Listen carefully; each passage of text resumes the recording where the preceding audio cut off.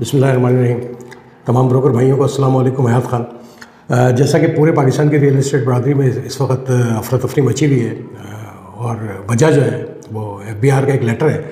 कि 1 जनवरी 2022 से जितने भी ब्रोकर्स हैं वो उस वक्त तक जो है अपनी डील फाइनलाइज नहीं कर सकते जब तक वो DNFBP में रजिस्टर्ड ना हो। अच्छा, इस हवाले से हमारे जितने भी वफाकी, सूबाई, इलाकाई जितने भी लीडरान हैं वो कोई बात करने के लिए तैयार नहीं है और जितनी भी हमने इस वक्त तक कार्रवाइयाँ देखी हैं वो यही हैं कि जी तमाम लोग जो हैं वो DNFBP में रजिस्टर्ड हो जाएँ और हम भी यही कहते हैं कि DNFBP में रजिस्टर्ड हो जाए क्योंकि इसके अलावा हमारे पास कोई वे आउट नहीं है। लेकिन इस लेटर के हवाले से जो है बहुत सारे तहफ़्फ़ुज़ात हमारे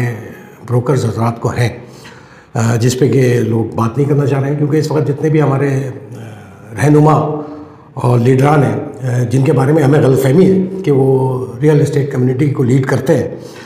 वो अपने इलेक्शंस में, अपनी मीटिंग्स में, अपनी AGMs में और अपनी जो पॉलिटिक्स उनकी चल रही है उसमें बिज़ी हैं। और ज़्यादातर हमने देखा ये कि इस वक्त इन्वेस्टर्स के जो एक बहुत बड़ा इशू है वैल्यूएशन के हवाले से उसमें बिज़ी हैं। लेकिन इस जो रियल इशू है इस वक्त एक रियलेटर का, उसके हवाले से बात करते हुए कतरा रहे हैं। मैं तकरीबन पिछले 5-6 महीने से ये बात कर रहा हूँ कि देखें DNFBP में डेफिनेटली हमें रजिस्टर्ड होना चाहिए और इसमें कोई ऐसा मुज़ायका नहीं है, लेकिन जो भी तहफ़्फ़ुज़ात और जो भी ग्रीवेंसेस हैं उसको दूर किया जाए। और हम ये बात कर रहे हैं कि DNFBP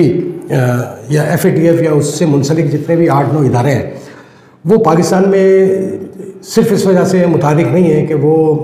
आपकी जो फेयर वैल्यू है या जो वाइट मनी पे आप ट्रांजैक्शन कर रहे हैं उसका रिकॉर्ड आपसे मांगे। अब ये हमारे लीडर न जाने क्यों ये बात करते हुए जो है घबराते हैं और कतराते हैं और जानते भी हैं कि DNFBP और FATF इस तमाम चीज़ों का जो एक सलूशन है वो ये है कि रियल इस्टेट मार्केट जो है वो फेयर वैल्यू पे जाए और जब तक ये फेयर वैल्यू पे नहीं जाएगी ये प्रॉब्लम्स जो है रियलेटर्स को फेस करने पड़ेंगे। अब जब इन्वेस्टर्स के लिए काम करते हैं हमारे लीडरान तो उनको ये सोचना चाहिए कि जिन लोगों के वोटों से, जिन लोगों के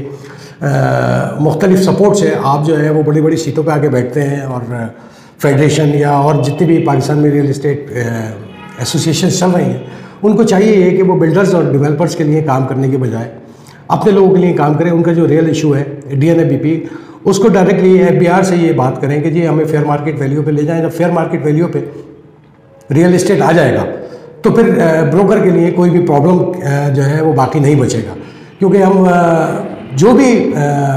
मार्केट है, अगर 10 करोड़ की प्लॉट की मार्केट है तो हम 10 करोड़ को उसको ट्रांजेक्शन करा देंगे, हमें कोई प्रॉब्लम नहीं है। और DNFBP बेसिकली यहाँ पे जो काम कर रहा है वो आपकी ब्लैक मनी जो कि रियलेटर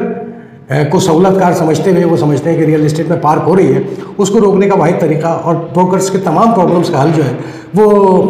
फेयर मार्केट वैल्यू पे इस पे जाना चाहिए हमें। और मैं बार बार ये गुजारिश करता हूँ उन तमाम नाम नहाद लीडरों से कि अल्लाह के वास्ते फेयर मार्केट वैल्यू जो है उस पर आप बात करें। आप ये जो आजकल हम सुन रहे हैं कि FBR ने मुख्तलिफ़ कमेटीज़ जो है वो कायम की हैं जो कि मुख्तलिफ़ पाकिस्तान के एरियाज़ में तमाम एसोसिएशन से जो है वो वैल्यूएशन ले रही है।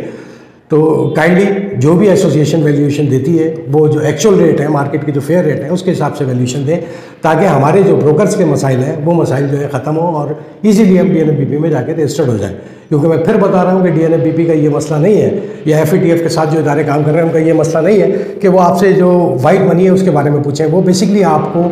जो आपसे मालूमात कर लेंगे वो सिर्फ़ और सिर्फ ब्लैक मनी के हवाले से लेंगे, आज नहीं कल, कल नहीं परसों।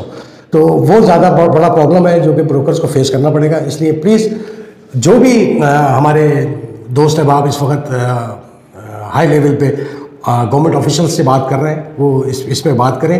कि फेयर मार्केट वैल्यू पे लेके जाएं, टैक्सेस कम करें ताकि जो ब्रोकर्स इस वक्त कैश की ट्रांजैक्शन कर रहे हैं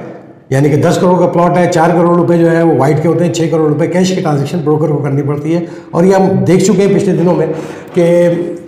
बहुत सारे केसेस ऐसे हुए जिसमें कि ब्रोकर्स पर डकैती हुई, इवन उनको शूट आउट किया गया, कुछ ब्रोकर्स की डेथ भी हो गई और पैसे भी छिन गए। तो अपने ब्रोकर्स की जान की सेफ्टी के लिए, मुल्क के